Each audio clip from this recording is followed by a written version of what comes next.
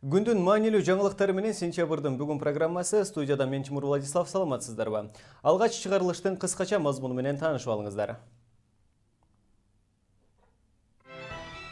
Мындан 15 жыл илгери өткөн Ак Суу окуясынын жарасы дагы деле айык элек. Тескерисинче, жыл сайын ушул күнү дарт козголуп, жакындарын жоготкондор боздоп бугун чыгарып алганга мажбур болушат. Ак Суу окуясын эскерүүгө бийлик төбөлдөрүн келерин угуп, камакта жаткан Дүйшөнкул Чотоновдун тарапташтары митингге чыгышты.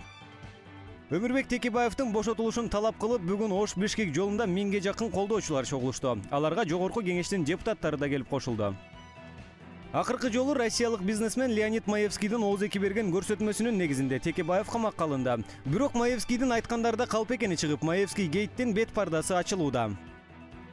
Дыйкандар өз продукцияларын эки эсе өндүргөнгө мүмкүнчүлүк алышты. Бүгүн Чүй облусунун Москва районунда Өнүгүү прогресс партиясынын аракети менен 58-чи МТС ачылды. Бүгүн кечки саат 6-да вечерний Бишкектин мурдагы ээси Александр Кимди кармоо үчүн 7 адам келгенин туугандары билдиришип, укук коргоочуларга кайрылышты. Туугандарынын айтуусунда 7 адам келди. Издөөдө жүргөнүн айтышып, кылмыш иши бар экенин билдиришти. Бирок Александр Ким эч качан издөөдө болгон эмес жана кылмыш иши жок болчу деп билдиришти жакындары. Туугандары укук коргоочуларды тез арада кайрылууну өтүндү. Эске салсак, шаардык соттун чечими менен 2015-жылы Александр Кимден вечерний Бишкек гезити бийликтин камчысын чапкан Рябушкинге өткөнү белгилүү. Сөз эркиндигин колдоо жүрүшү Уркуя Салиеванын эстелигинин алдында аяктайт. Бул тууралуу 18-мартка белгиленген жөө жүрүштү уюштуруучулардын бири Эдил Байсалов Азаттык радиосуна билдирди. Анын айтуусунда 16-мартта Бишкек шаардык ички иштер башкармалыгында жөө жүрүшкө байланыштуу жолугушуу өтүп, иш-чара тууралуу макулдашылды. Мурун Түштүк Дарбазадан Борбордук аянтка чейин бара турган болсок, шаардык ички иштер башкармалыгы менен макулдашылгандан кийин жөө жүрүштү Уркуя Салиеванын эстелигинин жанында аяктамай болдук.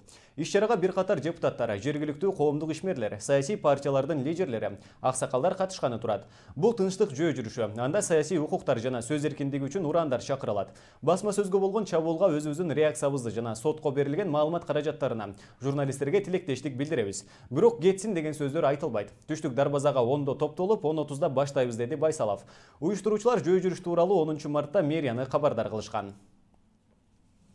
Башка кабарлардан, дыйкандар өз продукцияларын эки эсе өндүргөнгө мүмкүнчүлүк алышты. Бүгүн Чүй облусунун Москва районунда Өнүгүү прогресс партиясынын аракети менен 58-чи МТС ачылды. Атылган партия Жогорку Кеңешке келерде. Өлкө боюнча 60 МТС ачууну вада кылган. Ошентип 5 жылда аткарыла турган ишти партия 1,5 жылда аткарып койду. Ал эми дыйкандар техника менен камсыз кылган Өнүгүү прогресс партиясына ыраазычылык билдирип, сапаттуу продукцияны өндүрүүгө шарттар түзүлгөнүн билдиришти. Кезектеги МТСтин ачылышы кабарчыбыздын материалында. Өнүгүү прогресс партиясы Жогорку Кеңешке келер алдында республика боюнча 60 МТС ачууну максат кылып койгон. Андыктан бул партия парламентке келгенден кийин өкмөттүк деңгээлде жерлерде МТСтерди ачуу туурасында токтомдун кабыл алынышын демилгелешкен. Ага ылайык өкмөттүк деңгээлде республика боюнча 38 машина трактордук станция ачылса, Өнүгүү прогресс партиясынын аракети менен 20 МТС ачылды. Ал эми бүгүн болсо Өнүгүү прогресс партиясынын демилгеси менен Чүй облусунун Москва районунда 58-чи МТС ачылып отурат. Ошентип 5 жылда аткарыла турган ишти Өнүгүү прогресс партиясы 1,5 жылда аткарып койду. Бүгүнкү күнү 58 МТС бар иштеп атат. Биз деген бул сөз, бул биздин программабызды биз аткардык. 2015-жылы шайлоо болгон болсо, бүгүн март айы 2017 биз 1,5 жылдын ичинде өзүбүздүн программабызды аткардык. Бүгүн болсо Өнүгүү прогресс партиясы кезектеги машина трактордук станциясын Чүй облусунун Москва районуна караштуу Ак Торпок айылында ачты. Ушул күнгө чейин аталган райондун тургундары тийиштүү техниканын жоктугунан жерлерин иштете албай убара тартып келишкен. Мындан 2 жыл мурда Өнүгүү прогресс фракциясынын лидери Бакыт Төрөбаев аталган райондун эли менен жолукканда жергиликтүү тургундардын бирден бир өтүнүчү дыйкандарды техника менен камсыз кылуу болгон. Бүгүн фракция лидери айткан убадасын кармап, Москва районуна машина трактордук станциясын ачып берди. Жаңы МТС ачылып, бул жерде жаңылык келип атат. Жаңы турмуш, жаңы жашоо, жаңы бир ой менен, таза бир ниет менен бир жаңыча кадам басайлы деген ушул ой менен. Көлөмү көбөйүш керек Алчарбан продукциясын. Ошондо гана биз ЕЭПтин алкагына биз базарына чыга алабыз, урматтуу агайындар. Бул биздин максатыбыз. Бул максатка биз жетебиз. Бизге ишенгиле, биз аны аткарабыз. Бул далил катары бүгүн мына сиздерге бул далил. Чүй облусунун Москва районунун Ак Торпок айылында 80 түтүн жашайт. Алардын бардыгы жер иштетип жан багышат. Буга чейин техниканын жоктугунан жерлерин иштете албаган дыйкандар коңшу айылдарга барып тракторлорду жалдап алып келишчү. Бирок бул дагы көп каражатты талап кылып, көбү жерлерин иштете алган эмес. Ак-Торпоктун дыйкандары ар кайсы жерден Петровка, бөлөк айылдан, бөлөк жерден трактор сурап келип, жалдап келип, ошонун акысын төлөп, эки эсе чыгым болуп атып, бир аз жерибизди айдатып, ошо менен чарба өткөзүп, ошо менен окат кылчубуз. Эми мынакей Кудайга шүгүр, жаркылдаган техникаларды алып келип, бүт шаймандарын алып келип, мына элдин камын ойлоп, элдин турмушун ойлоп, ушундай жигиттерибиз өссүн, өнсүн. Жаздын жакшы күнүндө туура келип кубанычыбыз койнубуз кабатпай турат. Бул Ак-Торпок айылы өтө райондо артта калган айылдардан болчу, техника менен жетишсиз болчу. Жерибизди айдаганда ар кайсы райондорго жери барып, убагынан өтүп кетип, убагында түшүмдү ала албай кыйналып жүргөн кезибиз эле. Машина трактордук станциялар бир гана жерди иштетүүгө багытталбастан, социалдык багыттарда дагы иш алып барат. Себеп бүткөндөн кийин, бүт талаа жумуштар бүткөндөн кийин ушул жергиликтүү мектептерге, жергиликтүү больницаларга дагы жардам бериши мүмкүн. Жолдорго суу чачканга жардам бериши мүмкүн. Бүгүнкү күндө республиканын кайсыл аймагында МТС ачылбасын сөзсүз түрдө бул демилгенин артында Өнүгүү Прогресс партиясы тургандыгын белгилеп келишет. Эгерде биз бул жерден азыр жерден чыккан продукцияны жакшынакай сапаттуу кылсак, жакшынакай бир упаковка кылсак, жакшынакай бир баасы болсо, биз мына ушул ЯЭПтин алкагында базарына чыгып, кандай деген атаандаштыкка туруштук бере алабыз да. Ошондо биздин экономикабыз чыгат. Техника бул, мындай айтканда, бул жашоо. Эгерде техника иштесе, жер иштелет, жер иштесе, анда курсаң ток болот деген сөз айтылат да. Өнүгүү Прогресс партиясы аймактарда МТСтерди ачуу демилгесин ушуну менен токтотуп койбойт. Тескерисинче өзүнүн аракети менен жана өкмөттүн токтомунун негизинде дагы бир катар машина трактордук станцияларын ачууну пландаштырууда. Андыктан Өнүгүү Прогресс партиясы сөзүнө турган жана убадасын аткарган партия экендигин дагы бир жолу далилдеп отурат. Изат Шугралиева, Бекжан Камзаев, Сентябрь.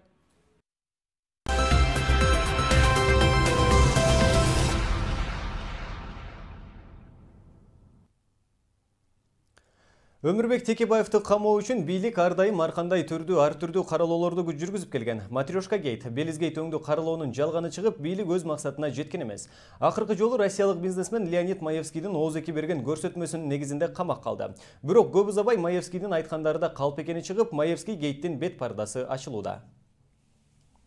Россиялык далайларды курутуп, Кыргызстандын улуттук коопсуздук мамлекеттик комитетинин сыйлуу адамына айланган Леонид Маевскийдин калпы бир айга жетпей ачыкка чыкты. Анда сөз башынан болсун. Как вы знаете, в своем видеоинтервью, которое есть в свободном доступе в интернете, господин Маевский заявил, что в первых числах июля 2010 года ему якобы позвонил Омурбек Текебаев и, сообщив, что едет в Москву, продиктовал Маевскому номер авиарейса и время прилета. В первых числах июля мне позвонил Текебаев, задал вопрос, сказал, что он собирается прилететь в город Москву, не могу ли я его встретить для того, чтобы обсудить этот вопрос в дальнейшем. Я дал согласие, значит, он сказал рейс и дату прилета. Значит, я на своей машине, взяв еще одну машину с охраной, приехал в аэропорт Шереметьево, встретил Текебаева Омурбека. Мы сели ко мне в машину и поехали в центр Москвы. Дальше, со слов Маевского, он встретил прилетевшего в Москву Омурбека Текебаева и, оставив его на Старой площади Москвы, уехал.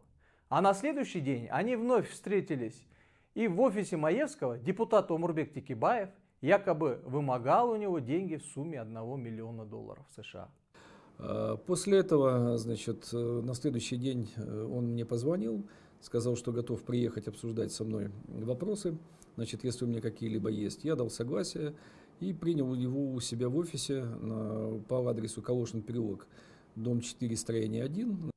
Беря за основу только публичные высказывания господина Маевского о, с его слов, имевшем месте прилета Омурбека Текебаева в начале июля 2010 года в город Москву и двухдневном там нахождении, сторона защиты оппозиционного депутата Текебаева решила проверить отметки о прохождении пограничного контроля Омурбеком Текебаевым в аэропорту Шереметьево. Однако, согласно имеющихся в самом паспорте Омурбека Текебаева отметок о прохождении им паспортного пограничного контроля, еще 5 июля 2010 года он вылетел из аэропорта Манас в город Осло, государство Норвегии, где собирался выступить на проходившей там конференции Парламентской ассамблеи ЕС. В подтверждение этого нами была найдена и статья на сайте Азатыка, которая датируется 7 июля 2010 года, в которой указано, что заместитель председателя Временного правительства Омурбек Текебаев накануне вылетел из Манаса в город Осло, где помимо выступления с трибуны ПАСЕ, у него намечались встречи с самим руководством ПАСЕ и государства Норвегии. Согласно все тех же пограничных отметок в паспорте Текебаева, 11 июля 2010 года он покинул государство Норвегия и утром 12 июля 2010 года прошел паспортный контроль в столичном аэропорту Манас. Вылета в город Москву Российской Федерации у Омурбека Текебаева до 1 сентября 2010 года не было вообще. Леонид Маевский менен Алексей Модиндин калпы муну менен эле бүтүп калбайт, жана алар тууралуу материалдар даяр болуу ырзымат жарыялап турмакчыбыз. Учурда бул маалыматтын ачыкка чыгышы менен коомчулук Маевский гейттин уюштуруучуларын сынга алууда. Марат Төлөмүшұлы, Ренат Элеманов, Сентябрь. Атамекен партиясынын лидери Өмүрбек Текебаевдин камалганына 20 күн болду. Ошол күндөн баштап Кичмекени Базаркоргон районунда митинг токтотула элек. Жерлерде коргоо штабы түзүлүп, колдогон тарапташтары көбөйүүдө. Наразычылык акциясына чыккандар бийликтин саясатында аша чапкан көрүнүштөр арбып баратканын белгилешип, сөз эркиндигине болгон кысым чегинен ашты дешүүдө. Ал эми бүгүн Ош-Бишкек жолунда 1000ге жакын колдоочулар чогулушту. Аларга жогорку кеңештин депутаттары да келип кошулду. Кененирээк кезектеги сюжетте. Митингдеги адамдар эл өкүлү Өмүрбек Текебаевди жана Дүйшөнкул Чотоновду колдоо иретинде кайрадан Ош-Бишкек жолунун жээгине топтолушту. Бул жерде 20 күндөн бери депутатты боштондукка чыгарышын талап кылып, тарапташтары боз үй тигип олтурушат. Алар бир эле Базаркоргон районунун тургундары эле эмес, жакынкы райондордон дагы келишкен. Алардан тышкары Ош облусунун Кара Суу, өзгөн райондорунан келгендер дагы бар. Бүгүн алардын катарына жогорку кеңештин депутаттары Каныбек Иманалиев жана Алмамбет Шыкмаматовдор келип кошулду. Эл аларды өзгөчө сүрөөн менен тосуп алышты. Бұл заман ақыр, жер тақыр деген, қатын өктем, ер пақыр деген. Бұл қаулы қылбаса мына ел тұрыштық бере албайды.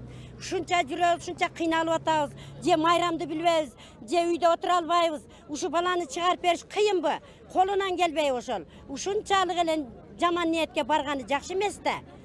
Бул кезге чейин бийлик Өмүрбек Текебаевга карата 9 жолу провокация уюштурган. Бирок алардын бирин дагы ачыктай алган эмес. Мындай билдирүүнү бүгүн митингде Алмамбет Шыкмаматов таратты. Ар бийликте акыйкат үчүн күрөш жүргүзүп, алардын чабуулуна туруштук берип келген. Азырдагы Текебаевди кароолоо жүрүп жатат, бирок ал эч качан сынбайт дейт эл өкүлү.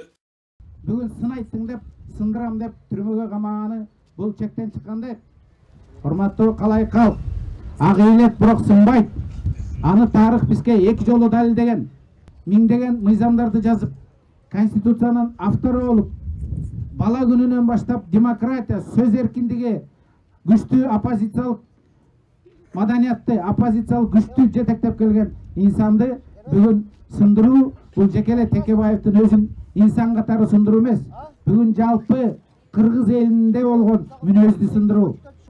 Ош-Бишкек жолуна жөө жүрүш жасап, наразычылыктарын билдиришти. Митингдин катышуучуларынын басымдуу бөлүгүн улуу муун түзүп, өзгөчө энелери көп болууда. Андан тышкары ноокаттан чындык издеп келген тургундар да ойлорун ортого салышты. Айтымдарында Текебаевди колдоо күндүн башкы темасы болууда. Анткени бийлик бүгүн Текебаевди камакка алса, эртең дагы башкасын камап, чындык биротоло өлөт деди. Бир шылуунун сөзүнө кирип камап койгонуга биз өтө зээнибиз кейип отурат.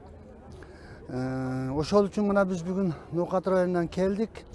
Акмал айылга биздин максат мыйзамдуу жол менен, мыйзамды бузбай, ушул чындык болсун дейбиз. Акты ак, караны кара деп айтышты. Ушуну бийлик жасаш керек. Митинг мөөнөтсүз дагы да уланат. Чындык үчүн болгон күрөш токтобойт. Сөз эркиндигине болгон кысым, саясатчыларга болгон басым үчүн ар бир жаран күрөшө тургандыктарын жар салышты. Жыйынтыгында бийликтен коркпой, эл үнүн угууга келген Атамекен партиясынын депутаттарына ыраазычылык билдиришти. Талгат Бакиев, Алмайыр Рапшанбек уулу, Сентябрь, Жалал Абад. Атамекенчилерге карата козголгон кылмыш иштерине коомчулук назарын салып, белгилүү эксперттер сот жараяндары мыйзамсыз жүрүп жаткандыгын айтышууда. Бирок бийликке каршы чыккандар жасалма кылмыш иштери менен кылтакка илинип, айрымдары абакка алынса, айрымдары миллиондоп доого жыгылууда. Теманы кесиптешим улантат.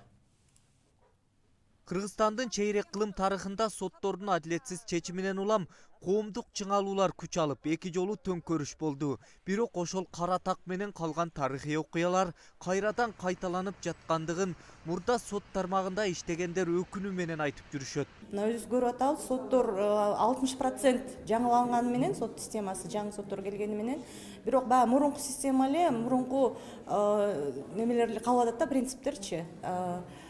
Ошо жаңы келген сотторду эле мына азыр көрүп атабыз, кандай кылып чечим чыгарып аткан. Булар деле баягы бийликтин сөзүнөн саясий басымдыктан чыга албай атат да.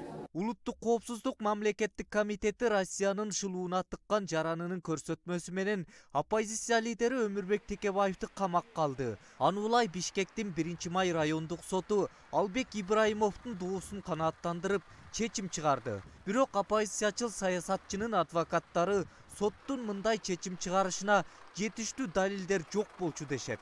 Но грубейшие были нарушения с первой минуты. Эң алгачкы мүнөттөрдөн баштап эле укуктук бузуулар менен коштолгон. Мыйзам боюнча маалымат кайсы тилинде айтылса, ошол тилде жүрүшү керек. Муну мыйзам талап кылат. Сот эмне кылып отурат? Талап боюнча маалымат берилген тилде сот өтпөсө, иш кыскарыш керек. Бирок сот өндүрүшүнүн тилин өзгөртүп жатат. Биз соттун жүрүшүнүн тилин кеп кылган жерибиз жок. Соттук талаштын предмети болгон тилде айтып жатабыз. Мындай болбош керек. Это требование закона. Текебаевдин адвокаты кошумчалагандай, сот чечими чыгаардан мурун камактагы депутаттын жүйөлөрүн угуш керек болчу. Бирок судья Текебаев кайтаруучулардын коштоосунда болсо да отурумга катышсын, жарыш сөзүн айтсын деген адвокаттардын өтүнүчүн эске алган эмес. Мындан соң адвокаттар нааразычылык иретинде сот залынан чыгып кетишкен. Мы единственные попросили.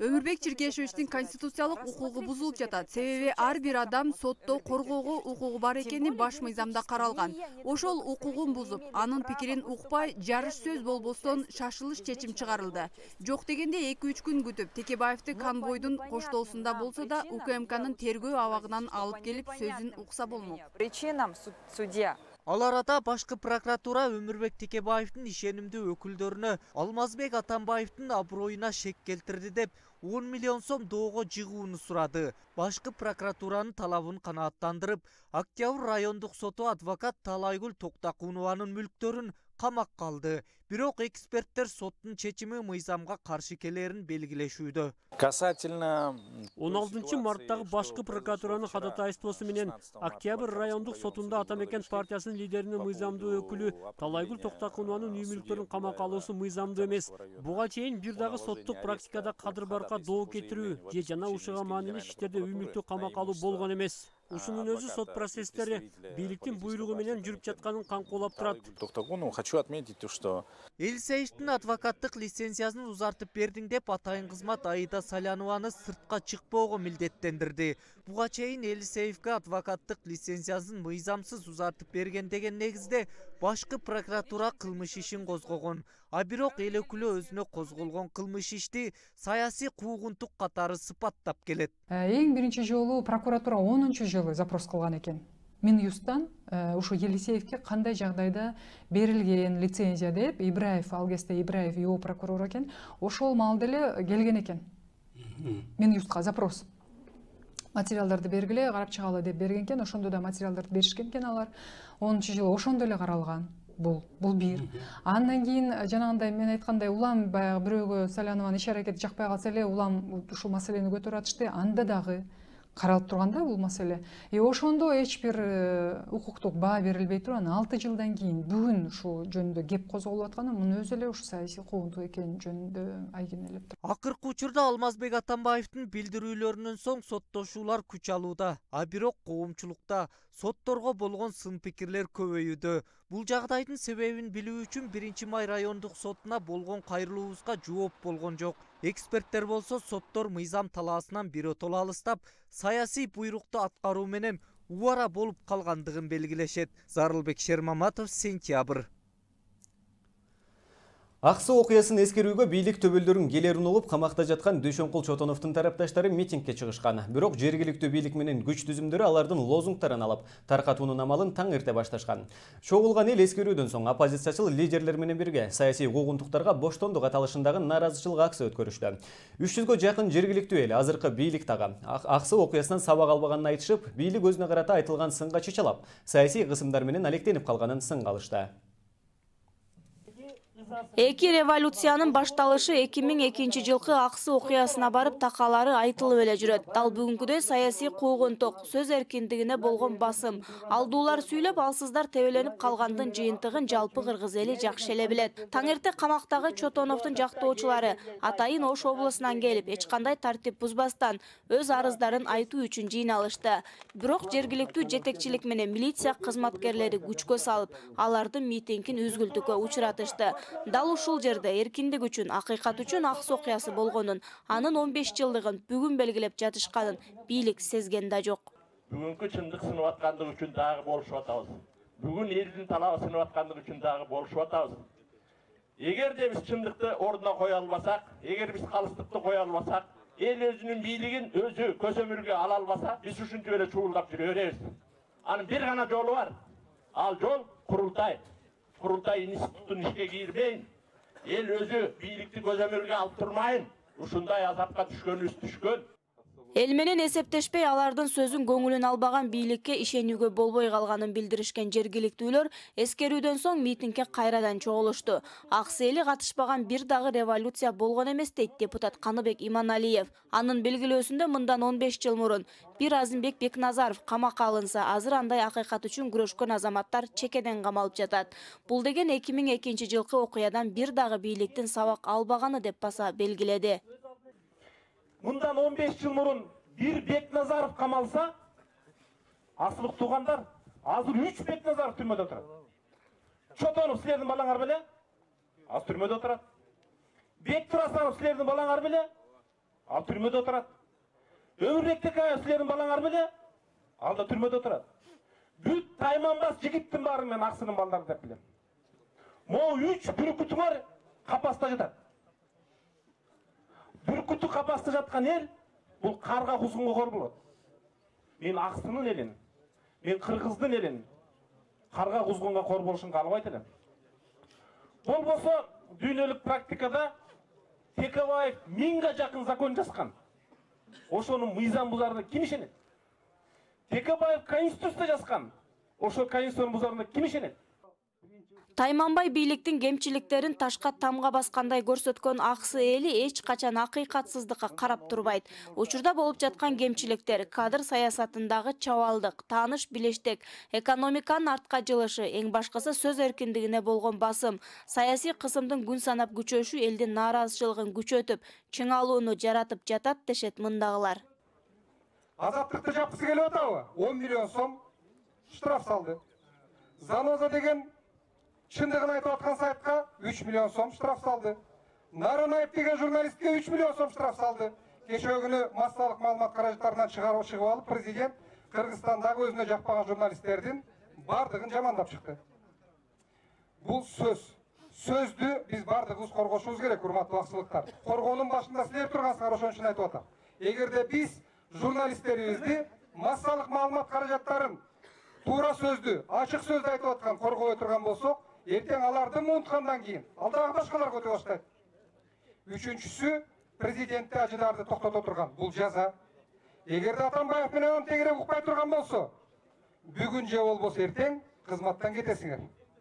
Бардыгыңар Атамбаев баш болуп Батукаевди качырган үчүн, жанагында Шордун самолету менен башка мамлекетке учуп барган үчүн, мынага окшогон кыргыздын депутаттарын, ага каршы чыккан адамдарды түрмөгө отургузган үчүн Атамбаев жананын тегерегиндегилер дагы түрмөгө отурат деп биз айтышыбыз керек.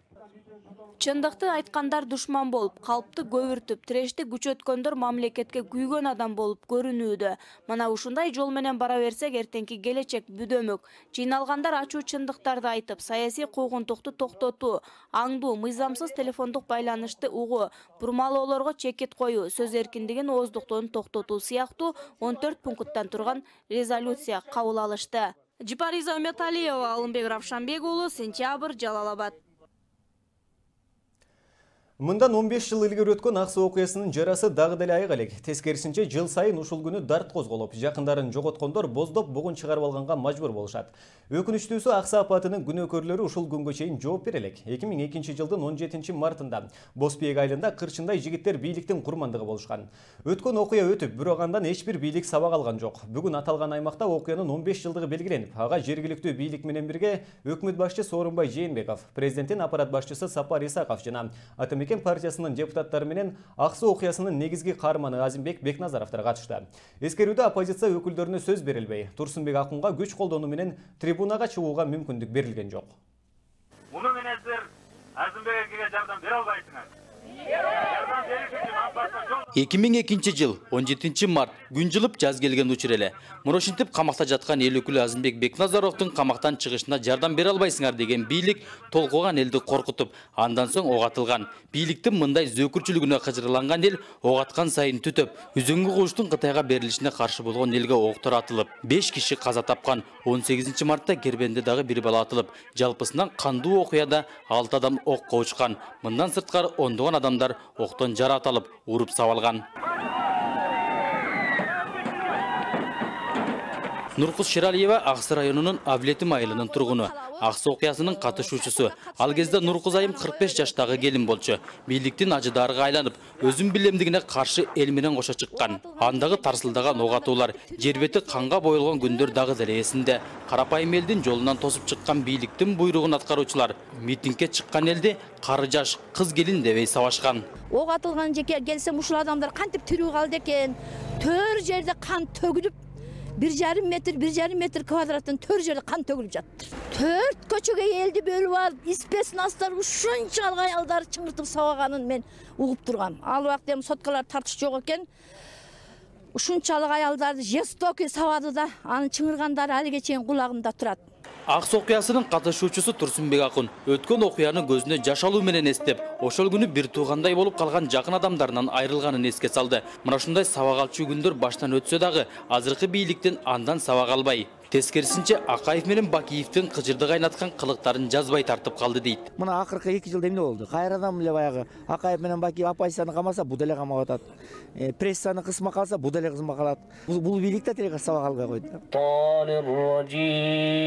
Мына ушундай каргашалуу апаатты эске салуу окуя болгон жерде башталып, эскерүүнү Жалал Абад областынын жетекчиси Кыянбек Сатыбалдиев алып барды. Сөз президенттин аппарат башчысы Сапар Исаков менен өкмөт башчысы Сооронбай Жээнбековдор жана Аксы окуясындагы жабырлануучуларга берилди. Сапар Исаков президенттин салам добайын ала келгенин айтып, бийлик Аксы окуядан сабак албаганын айтты. Бирок кайсы бийлик экени белгисиз. Анткени Аксы окуясынан бир дагы бийлик сабак алган жок деген пикир коомчулукта айтылып келет. Бийлик элди өзү билгендей бийлөөгө, каалагандай калчап, кордоого кыргыздар жол бербей тургандыгын көргөздү. Тилекке каршы Аксы окуясы кийинки бийликтерге сабак болбоду. Эскерүүнү алып барып жаткан Жалал Абад областынын жетекчиси Кыянбек Сатыбалдиев Сооронбай Жээнбеков менен Сапар Исаковго сөз бергени менен калыстыгы жок экенин көргөздү. Аксы окуясынын чыныгы авторлору четте туруп, атайын дайындалган жигиттер сөз сүйлөйүн деген Турсунбек Акундун жолун ар тараптан тосуп, капталдарынан нукуп, кулагына бир нерселерди шыбырап жатышты. Ага карабастан Турсунбек Акун сөз сүйлөөгө чамдан деле баары бир мүмкүндүк берген жок. Ошентип Аксы окуясын жон териси менен сезгендей болгон премьер-министр Сооронбай Жээнбеков менен президенттин аппарат башчысы Сапар Исаков эл алдында эрденип сүйлөсө, чыныгы окуянын катышуучулары Азимбек Бекназаровдорго сөз берилмек турсун, көңүл дагы бурулган жок. Урматтуу эскерүү, урматтуу эскерүү митингдин катышуучулары. Байсалбек Кадыралиев, Алимбек Равшанбек уулу, Сентябрь. Акыркы кездерде коомчулуктун сотторго болгон ишеничи жоголгондугун эксперттер айтышууда. 7 жылдан бери аягына чыкпаган сот реформасы бүгүнкү күндөн деле актуалдуу маселесине айланды. Бирок Акаев, Бакиев кезиндеги бийликтин кол жоолугуна айланган адилетсиз соттору бул бийликтин тушунда азаймак турсун, тескерисинче көбөйүп жаткандыгы белгилүү. Анткени соттордон чындык такпай карайлап жүргөн жарандардын саны миңдеп саналат. Теманын уландысы кабарчыбыздын кийинки материалында. Акаев менен Бакиев бийлигинин кулашына эң биринчи адилетсиз соттор себеп болгону белгилүү. Анткени карапайым жарандардан тартып бийликке сын айткан саясатчыларга мыйзамсыз иш козгоп, көз каранды соттор өкүртө өкүм чыгарып турушкан.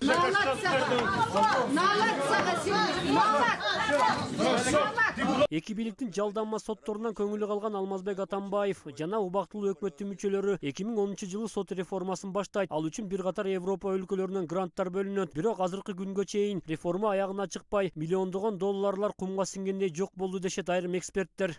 Сколько правительство получило на реформу судебной системы? А сейчас спросите у любого гражданина, верят ли они в справедливую судебную систему?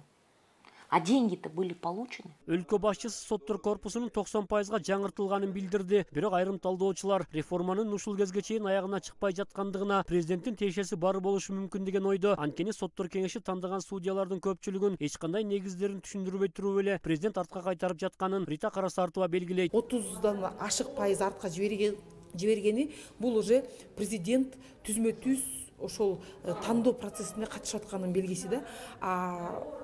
Мыйзам боюнча, жалпы мындай ой жүгүртүү боюнча президент буга таптакыр таасир тийгизбеш керек болчу да. Чанда бир колуна документ тийип калса, биринчиден бир-эки кишини эле артка жибергенге мүмкүнчүлүгүн берген да мыйзам боюнча. Учурда айрыкча саясатчыларга карата сот өкүмдөрү түздөн-түз Ак үйдүн көзөмөлү астында чыгаары жашыруун деле эмес. Өз позициясын билдирген сотторду жумуштан алып, же алыскы райондорго ротация кылып жибергендиги адатка айланып калды. Андыктан бул системадагы коррупция эл өкүлдөрүндө түйшөлтүп келет. Я думаю, каждый депутат здесь знает, что из 100% приходящих писем и жалоб более 60% это жалобы на решение судов, на нарушение определенных норм. По разным опросам я специально просмотрела различные опросы доверия населения к судам. Нет сегодня у граждан доверия к судебной системе. Өлкөдө сотторго болгон ишенимдин таптакыр кеткендигинен улам Республика Ата журт фракциясы алардын ошондой эле жакындарынын телефондорун тыңшоого алыш керектигин демилгелешүүдө. Бирок айрым талдоочулар депутаттардын сунушун натыйжа бербестигин айтышууда. Бул тескери, бул деген соттордун өз алдынчалык принцибине туура келбейт. Бунун баары биздин бийлик, башка бийлик бутактарды ушу соттордун тизгинин тартып, өздөрүнө каратып эле иштеткенге кызыктар экенин билдирет да. Бүгүнкү күндө бийлик өзүнүн оппоненттерин көз каранды соттору аркылуу каалагандай өкүмдөрдү чыгартып жаткандыгына укук коргоочулар тынчсызданууда. Бирок эң өкүнүчтүүсү, азыркы соттор эртең бүгүнкү бийлик өкүлдөрүн соттобойт деп эч ким кепилдик бере албайт. Рустам Алымбаев, Сентябрь.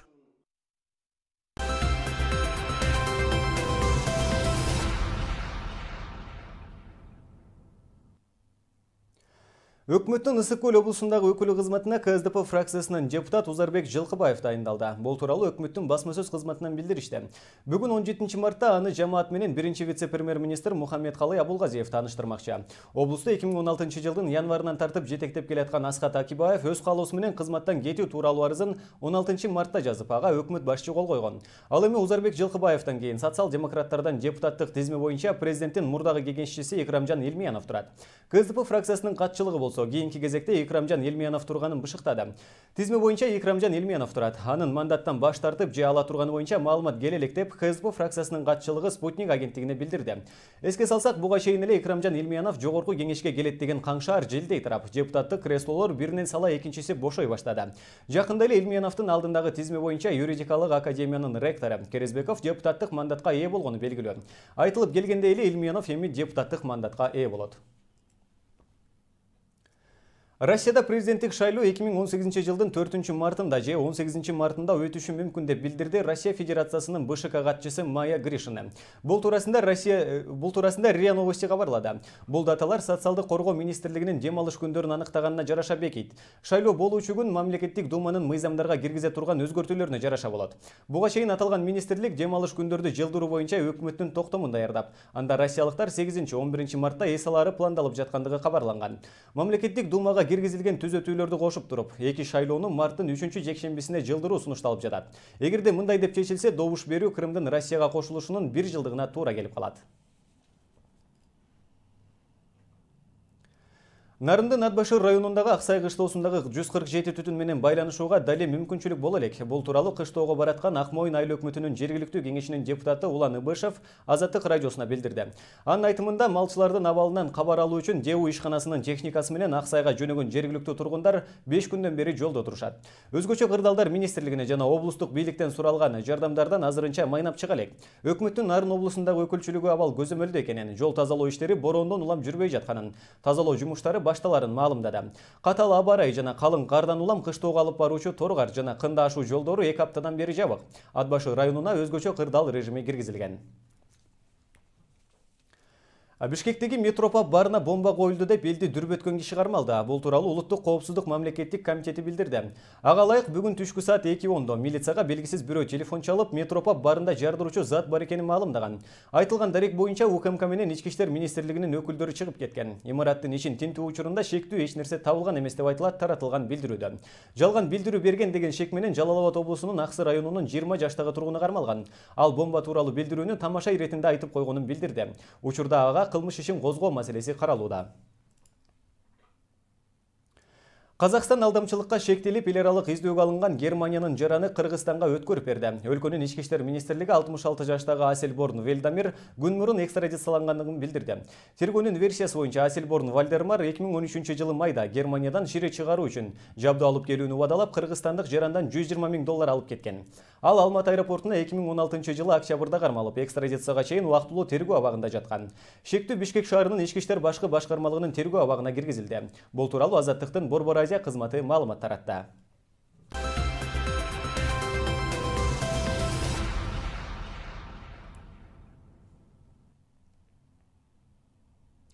Россия элчилиги жол кырсыгынан каза тапкан Евгений Лексиндин үй бүлөсүнө жөлөк пул төлөөдө базардагыдай эле соодалашканын айтып, жубайы Нелля Лексина Занозага билдирди.